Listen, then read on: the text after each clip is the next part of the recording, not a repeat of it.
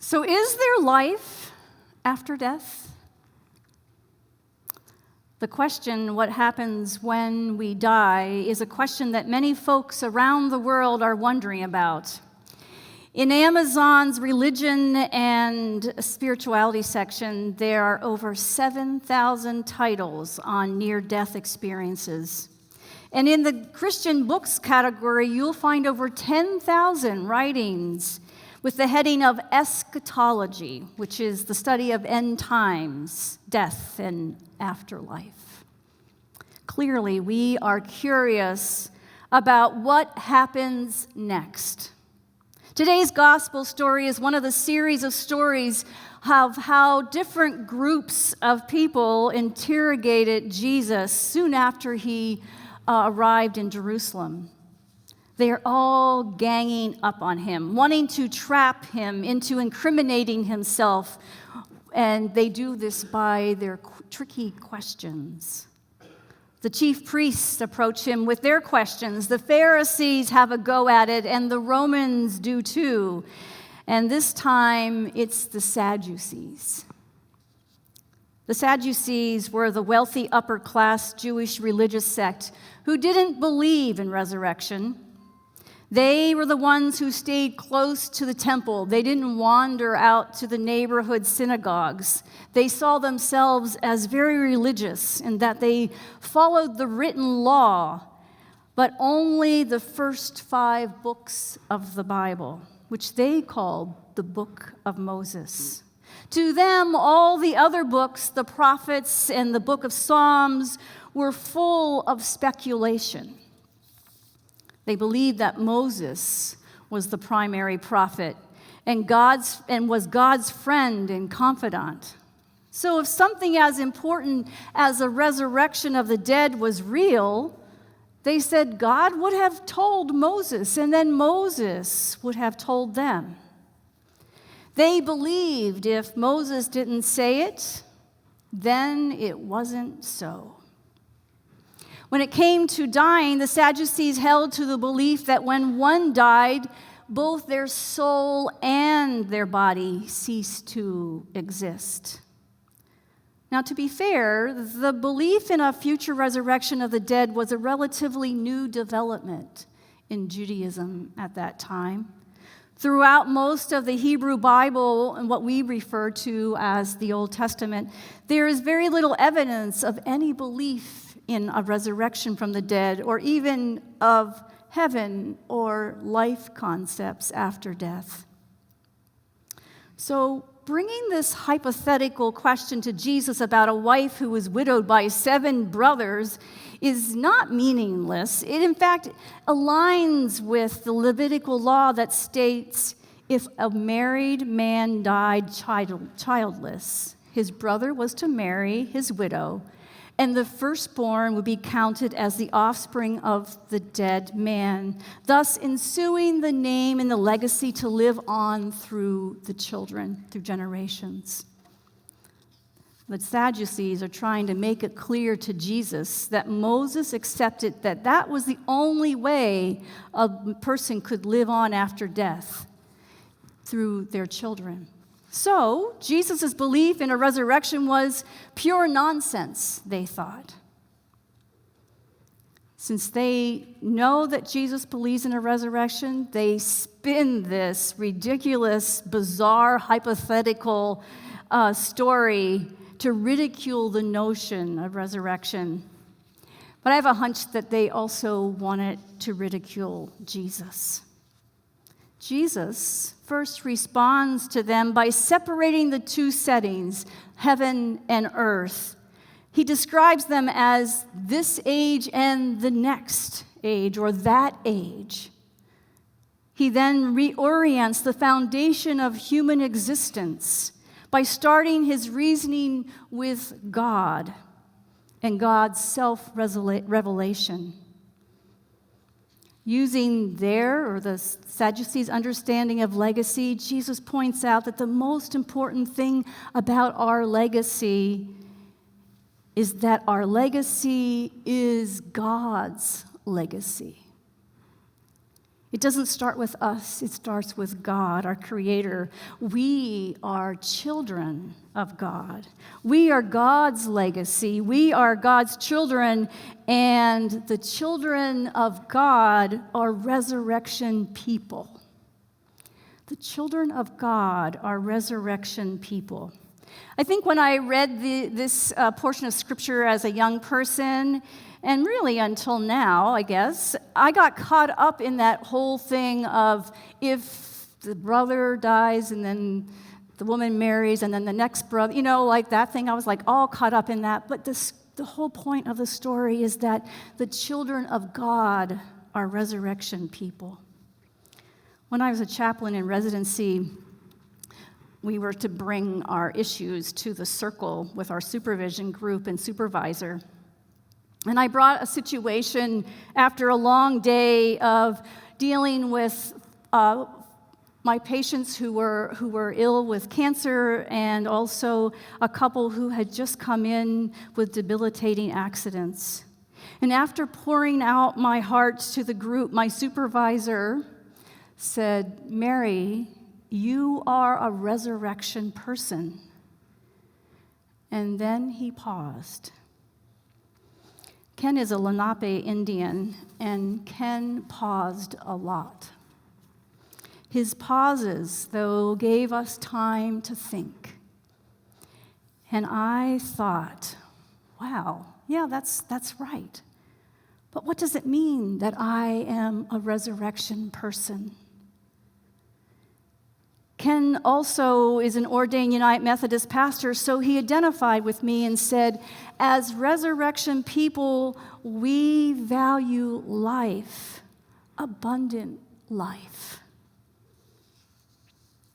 Friends, resurrection people live in the present, in the now, and because of the future promise that the dead are raised and are made so that they can never again die the way it is experienced and known in this age, we can live life now, not just with hope for the future, but we can live now with abundant life, not waiting for the future. But how do we know this? Jesus takes the Sadducees back to their scriptures, the book of Moses, and he points out that we know this because of the way God revealed himself to Moses at the burning bush. That part where God says, the God of Abraham, the God of Isaac, and the God of Jacob. It's the tenses that God used. God didn't say God was the God of Abraham, God was the God of Isaac and Jacob. It's the simple use of the present tense. God was revealing that Abraham, Isaac, and Jacob are alive to God now. Jesus then says, the dead are raised. It's a present thing. So as God's children, we are always alive to God. Not only here on this earth, not only in this age, but in the next age as well. We all have ideas about what the next age will be, and we say what heaven is like. The Sadducees started their questioning with something that they believed to be very important to them and to others. They did this in order to make a point. And if you and I would just stop now and share with one another what our understanding of heaven is, perhaps we too would identify things that are very important to us in this age. The things that we are living for now in our day-to-day.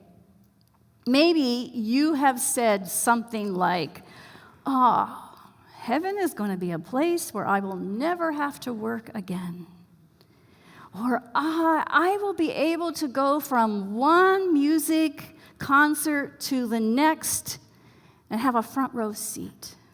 Or I'll be able to play golf all day long at my favorite golf course. Those heavenly golf courses must be amazing. Or I can sit at the beach, or one of my favorites is I can go camping without bugs. Really, these views are humorous, but they really are quite small, right? Our understanding, however, of the age to come is very limited. Even if we have read one or two of the 7,000 books on near death, Jesus makes it clear that this age is nothing like the one that is to come, that we will belong to it in ways that are radically different than the way we move and have our being here in this age. Most often, our views are on the next age to come lack the transformative power of God. Imagining that you can have ice cream all day long really does not speak too much about God, does it? As children of the resurrection, we are children of change and transformation. The good news for us today is that the power that raises up people from the dead, the power that raised Jesus from the dead, and the power that will raise us up is already alive in us now. Just as the resurrection is a present tense reality for Abraham and Isaac and Jacob, it is a present tense reality for you and for me. So what do we do with all this invincible aliveness? I invite you to sit some time today with this reality.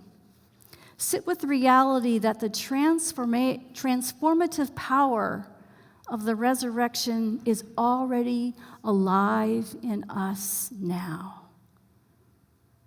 We already have that transformative power within us now. And so what change could we attempt if we would fully, even just a little bit, come into realization of this? What would happen? What would happen to us? How would it change your day if you, I'm going to ask myself that, how would it change my day if I would wake up with that new fresh sunshine because the time changed and I can say, wow, I have this power, this aliveness now within me? I probably wouldn't yell at Alexa and say, give me 15 more minutes, Alexa.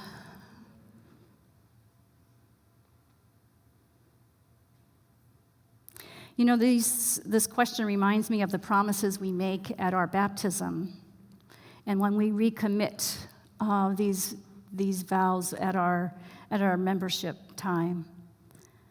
The pastor asks the question, do you accept the freedom and power God gives you to resist evil, injustice, and oppression in whatever forms they present themselves?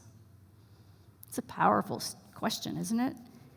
Do you accept the freedom and power God gives you to resist evil, injustice, and oppression in whatever forms they present themselves?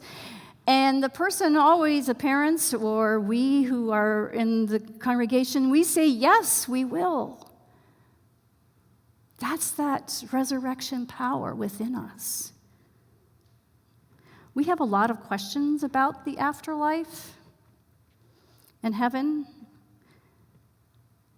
There are so many books that seek to prove heaven's existence, books that seek to help us feel better about the life to come. Some books even try to hook us with God's powerful judgment at the end of the age. And it's so easy for us to get lost in our heightened curiosity about the supernatural that we lose our focus on God's call to pursue love of God, neighbor, and self now, or God's self and neighbor now. Now. Don't get lost in what's going to happen after. Be aware of what's happening now. We lose sight of the power we have to make a difference here in this age. We lose sight of God's presence now. We lose sight of our power to live abundantly.